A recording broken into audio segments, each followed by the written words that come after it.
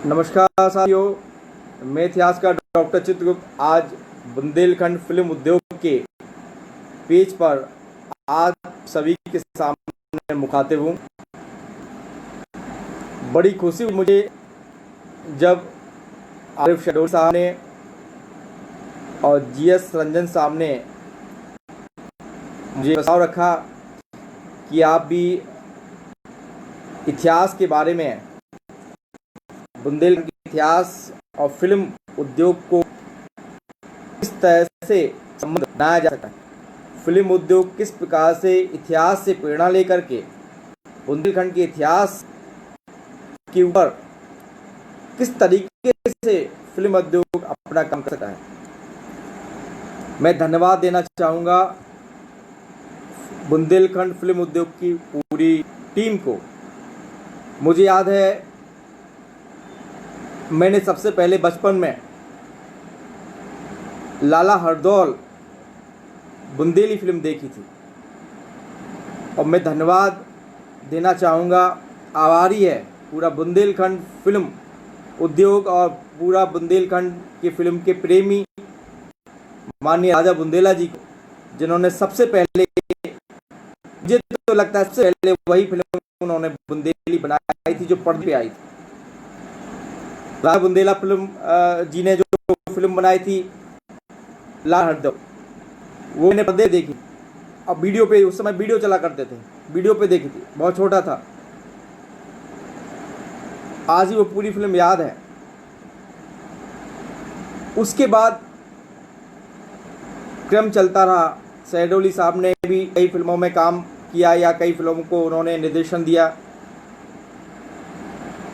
देवदत्त बुल्होलिया जी का नाम भी बहुत अच्छा है, जिन्होंने ढड़कोला फिल्म इनकी मैंने देखी, आज भी मोबाइल में मैं उसे सेव किए हूँ कि कोई बाहर का व्यक्ति पूछता है कि आपकी बुंदेलखंड में फिल्म नहीं बनती, हमने कहा भाई हमारे यहाँ बुंदेलखंड में भाई जैसा भी है लेकिन बनती जरूर है फिल्म, और दिखाने के लिए उनका भी प्रयास बड़ा महत्वपूर्ण रहा। लेकिन कहीं ना कहीं क्रम कुछ रुका हुआ सा महसूस होता है।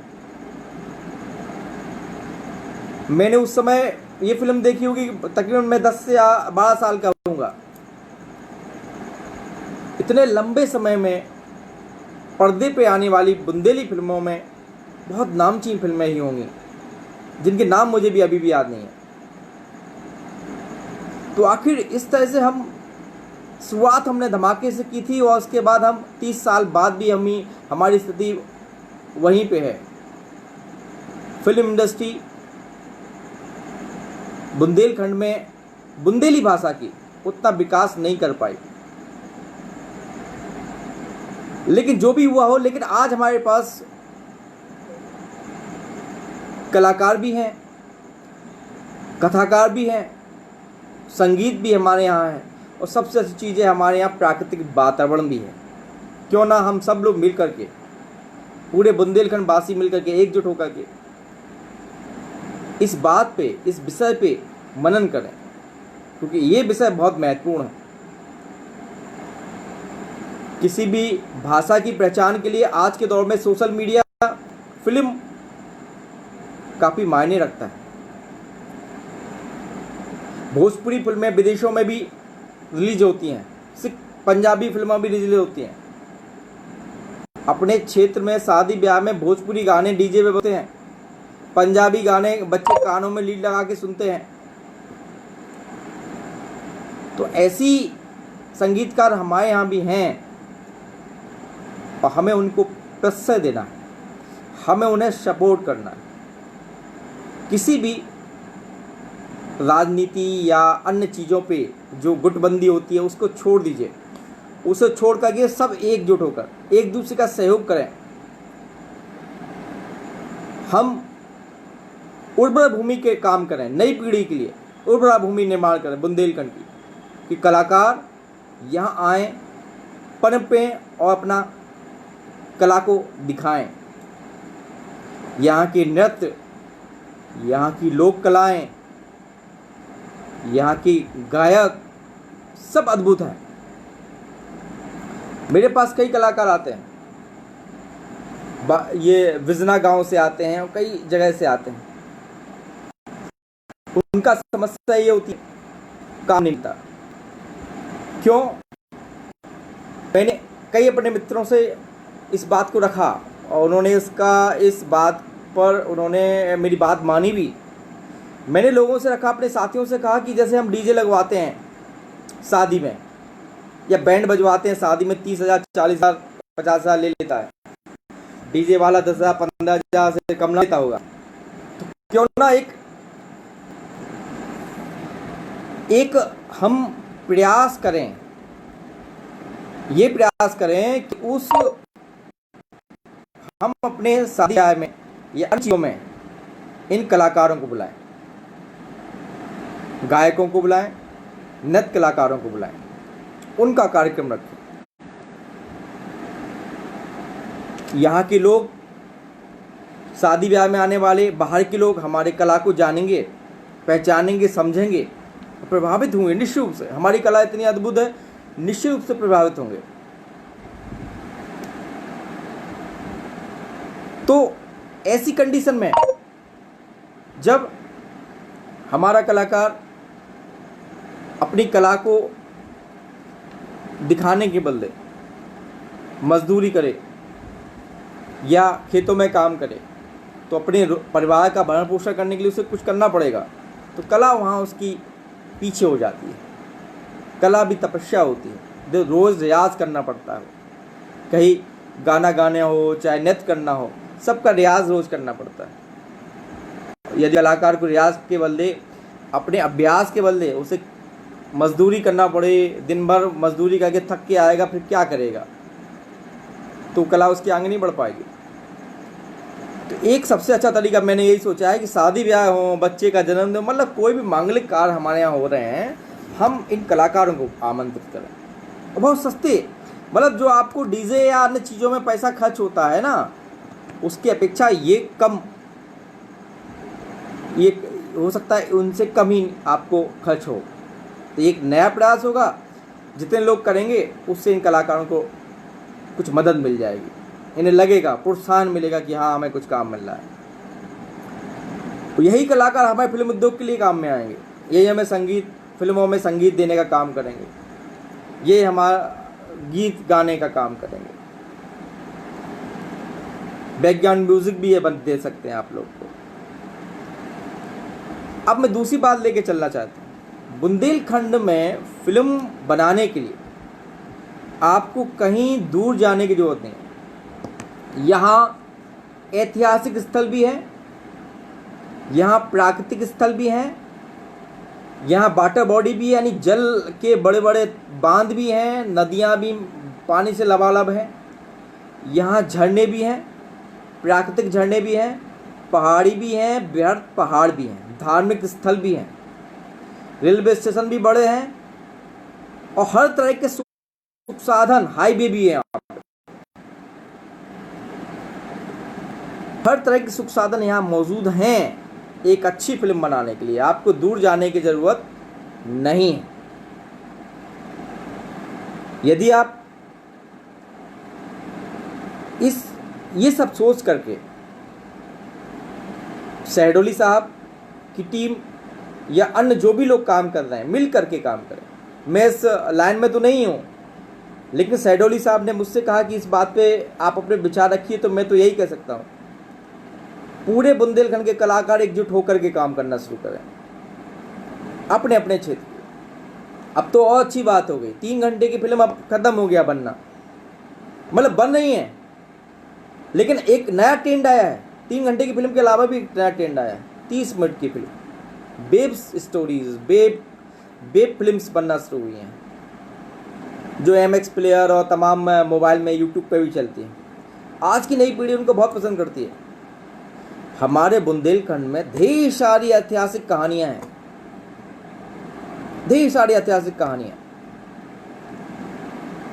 और बहुत महत्वपूर्ण पात्र भी हैं, जिन पात्रों को लेकर के हम फिल्म बना सकते हैं। ऐसे ऐसे पात्र, आला उदल की कहानी आप लीजिए, उनकी युद्धों की बात उठाइए, रानी लक्ष्मीबाई पे ढेर सारे सीरियल बन गए हैं, फिल्में भी बन गई, लेकिन आज भी अगर छोटी फिल्म भी बनाइए ना बुंदेलखंड भाषा में, रानी बुंदेली बोलती थी, बहुत अच्छी बुंदेली बोलती थी, बुंदेली में लिखती भी थी। बुंदेली में उनके लिए छोटी फिल्म बनाई है, शॉर्ट फिल्म बनाई है, कम बजट की हो, लोग देखेंगे, पसंद करेंगे।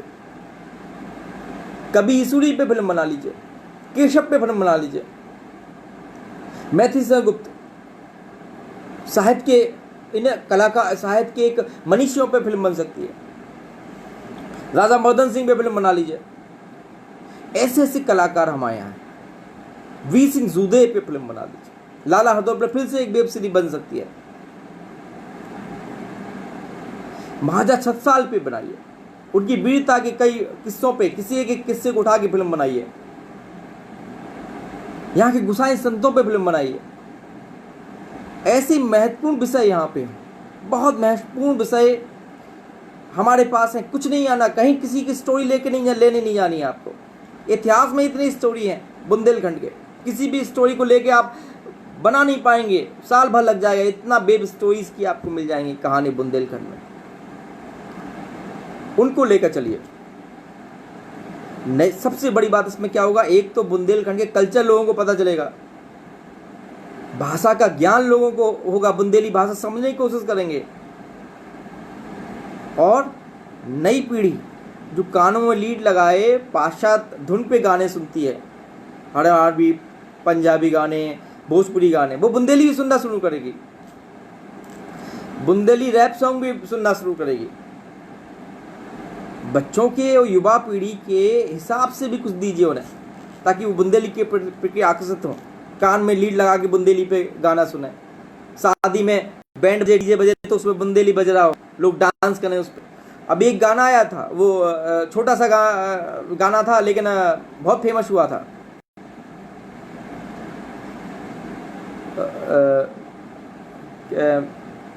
तो ऐसी ढेर सारे स्क्रिप्ट हैं जिन्हें लेकर के हम बुंदेलखंड के ऊपर वेब सीरीज बना सकते हैं। तो हमारे यहाँ ललितपुर देखिए, ललितपुर क्षेत्र में देवगढ़ क्षेत्र इतना स्ट्रॉन्ग है प्राकृतिक वातावरण के रूप में, वहाँ आप शूटिंग कर सकते हैं। बेतवा नदी का किनारा पूरा शूटिंग का इतना बृहद किनारा है, वहाँ शूटिंग करने लायक। वहाँ नई स्थान है शूटिंग के लिए, वहाँ आप शूटिंग करिए। रणछोड़ धाम पहाड़ियों पे बना हुआ एकदम खूबसूरत जगह, वहाँ पे शूटिंग हो जाएगी। मौरानीपुर में केदारेश्वर महादेव मंदिर पे करिए शूटिंग, इतनी ऊंचाई पे बना हुआ है, बहुत अच्छी शूटिंग वहाँ भी होगी, बहुत बढ़िया लुक दिखता है। दर्जनों किले यहाँ पे हैं जहाँ आप शूटिंग कर सकते हो। छोटे छोटे स्थान हैं, धार्मिक स्थल ढेर सारे हैं, वहाँ आप शूटिंग कर सकते हैं। तो हमें मन बनाना पड़ेगा। ये एक नेगेटिव चीज़ जो होती है ना कि को लोग नहीं देखते या कम देखते, बुंदेली देखते नहीं, हमने दिया नहीं, हम उन्हें देना शुरू करेंगे तो निश्चित रूप से देखेंगे। देवदत्त बुधौलिया जी की फिल्म धड़कोला मैंने कई बार देखी।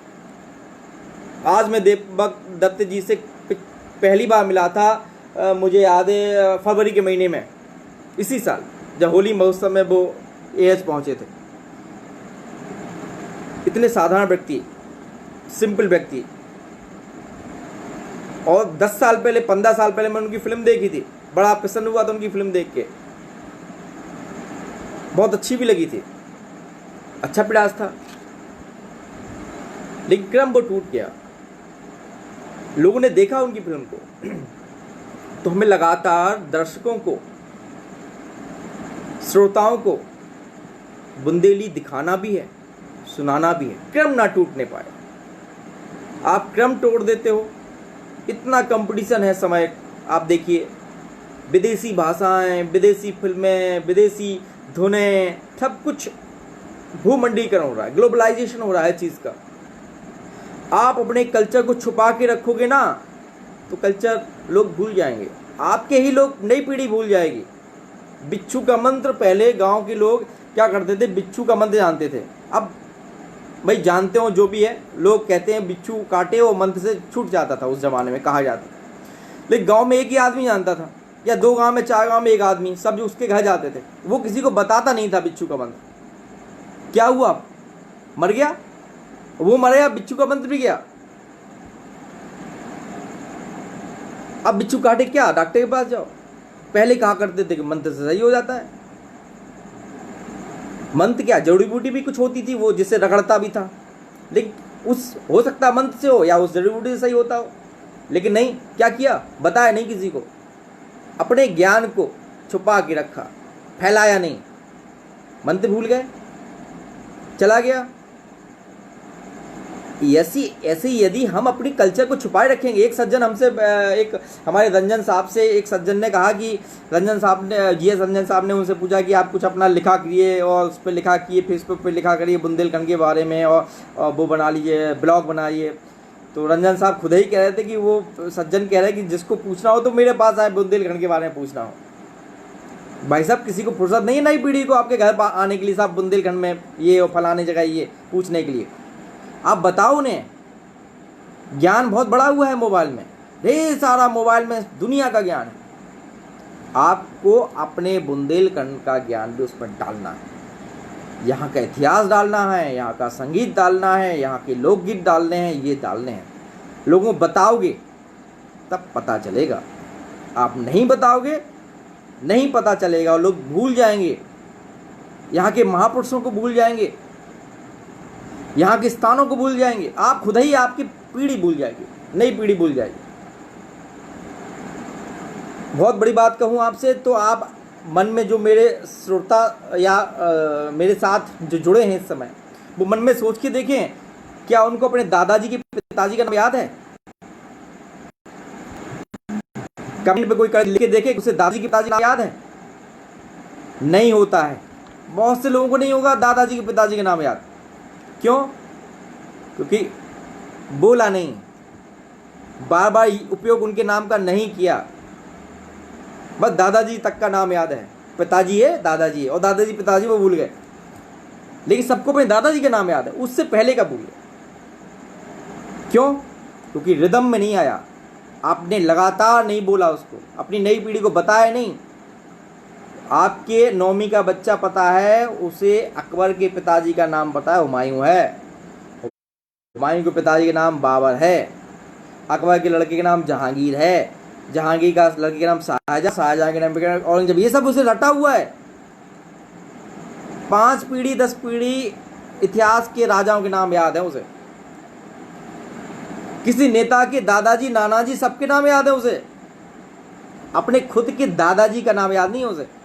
दादाजी के पिताजी का नाम याद नहीं है, नानाजी के पिताजी का नाम याद नहीं। क्यों? क्योंकि हमने उन्हें बताया नहीं, या उन्हें याद नहीं दिलाया बार बार कब कब उपयोग करना उनका।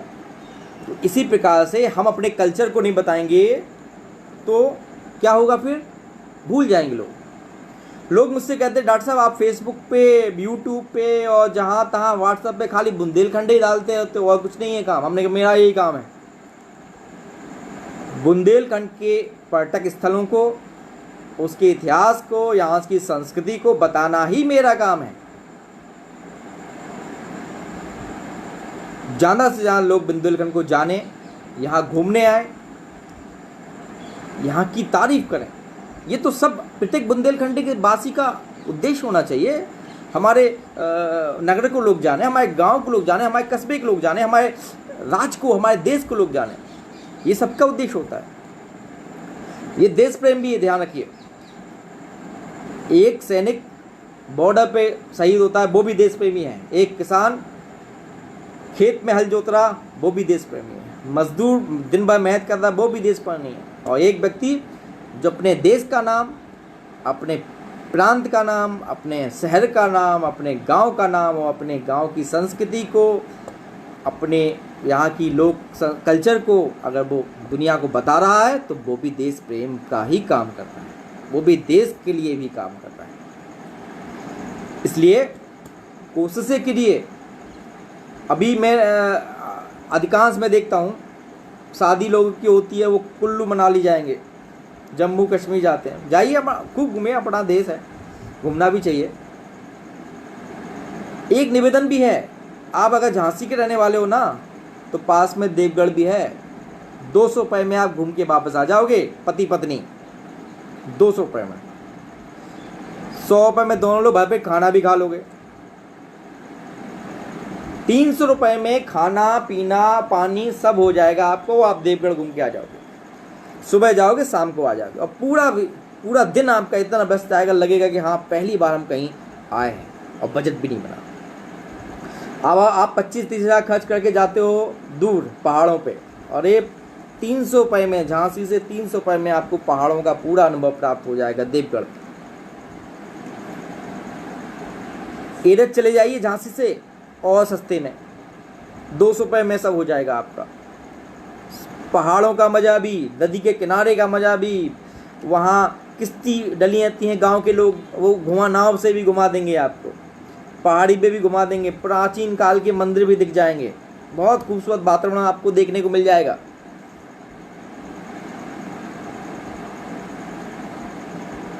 ओछा तो गए आप लोग, बहुत अच्छी बात है, ओछा देखा है ना, सब अधिकांश लोगों ने देखा होगा। देखिए देवगढ़ भी देखिए, वहाँ दुधई देखिए, नरसिंह भगवान की एकदम ऊंची प्रतिमा, पहाड़ी को काट के बनाएगी, रॉक कट, देख के आपकी आंखें चौंधिया जाएंगी, ओफो इतना अच्छा काट हमारे बुंदेलखंड में था, और आप इससे अछूत रह गए। आश्चर्य करेंगे इस बात को आप देख करके। जैनियों की दर्जनों मूर्तियां, जैन मुनियों की देवगढ़ में, दशावतार का मंदिर, विश्व प्रसिद्ध दशावतार मंदिर देवगढ़ में, वहाँ के और भी ढेर सारे स्थान। एक और स्थान की बात बताएं आपको, 5 नदियां मिलती हैं, 5 नदियों को संगम है बुंदेलखंड में, बहुत पास में आपके जालौन में, रामपुरा के पास, पचनदा स्थान जिसको कहते हैं, दूर तक विशाल समुद्र जैसा नजर आता है, 5 नदियां मिलती हैं एक साथ। तो ऐसे महत्वपूर्ण स्थान हमारे हैं, इन सब पे हमें जाना चाहिए, और ये सारे स्थान हमारे फिल्म इंडस्ट्री के काम वाले हैं। ऐसे कल खाली आपको कैमरा लगाना है और आपको ओके बोलना है, शूटिंग शुरू, पीछे पूरा बहुत अच्छा बैकग्राउंड सब जगह मिल जाएगा, शांति एकदम। अब गांव के लोग बड़ा सहयोग भी करेंगे आपको, खाना पीना सब देंगे आपको। क्यों? क्योंकि उन्हें खुशी होगी कि आपके गांव में, उनके गांव में फिल्म बन रही है, गांव का नाम होगा। लेकिन हाँ, बुंदेली में फिल्म बनाइए, बुंदेली भाषा फिल्म बने, बुंदेली भाषा में बने, बुंदेली कलाकार हो, स्थानीय कलाकार हो। अरे सीखेंगे धीरे, नए लड़के धीरे धीरे सीखेंगे। और आप लोग तो उषा आरिफ शहडोली साहब इतने बड़े, देवदत्त बुधौलिया जी इतने, आप लोग इतने एक्सपर्ट लोग हैं इधर, नई पीढ़ी को सिखाइए। बहुत बच्चे आजकल देखो टिकटॉक पे बुंदेलखंड के कितने बच्चे डालते हैं अपना, सबको शौक है एक्टिंग करने का, उनको कांटेक्ट करिए उनसे। जब वो टिकटॉक में डाल रहे हैं वीडियो, अपने यूट्यूब पे डाल रहे हैं, तो उनको से सहयोग, उनको बुलाइए, उनको अपने साथ रखिए, और फिर उनको अपने साथ जोड़िए।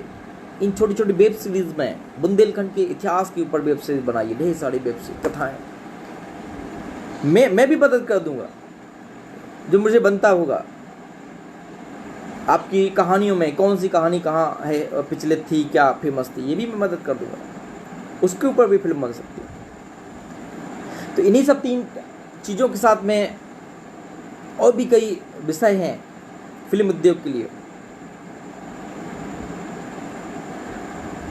मैंने बुंदेलखंड के ऊपर तमाम जगह शोध पत्र पढ़ा है। ऐसी जगह है जहाँ राजस्थान, जयपुर यूनिवर्सिटी में सब लोगों ने जयपुर राजस्थान का कोई कहीं से पर्चा पढ़ के शोध पत्र पढ़ता था, मैं अपने बुंदेलखंड का शोध पत्र बना के ले गया, और वहाँ तारीफ भी हुई है। जोधपुर में मैंने बुंदेलखंड का शोध पत्र पढ़ा, मालवा में सीतापुर पे मैंने शोध सेमिनार में बुंदेलखंड पे शोध पत्र पढ़ा, पन्ना तो बुंदेलखंड ही है अपना, भोपाल में मैंने मतलब हर जगह मैं जहाँ जाता हूँ बुंदेलखंड के ऊपर शोध पत्र पढ़ता हूँ, नए विषय के ऊपर, यहाँ की जनजातियों के ऊपर, यहाँ के शैव मंदिरों के ऊपर, यहाँ के पुरातत्व के ऊपर, यहाँ के ऐतिहासिक आख्यानों के ऊपर, यहाँ की गाँव की पारंपरिक खिलखिलौने के ऊपर, इन सब पे मैंने शोध पत्र पढ़े हैं। मेरी किताब भी तैयार है, अभी जहाँ दिल्ली का थोड़ा सा माहौल सही हो, ये महामारी का दौर घटे, बुंदेलखंड में नागा सन्यासियों के ऊपर किताब है ये, वो भी पब्लिश होना है। एक किताब और है बुंदेलखंड के संस्कृति के विविध पक्ष, उस पर भी मेरा काम हो रहा है, वो भी संभवतः इस साल तक आ जाएगी। तो यहाँ बहुत अधिक विषय हैं, रिसर्च करने के बहुत विषय हैं, यहाँ शोध करने के विषय हैं, यहाँ घूमने के ढेर सारे पर्यटक स्थल हैं, यहाँ के इतिहास महत्वपूर्ण है,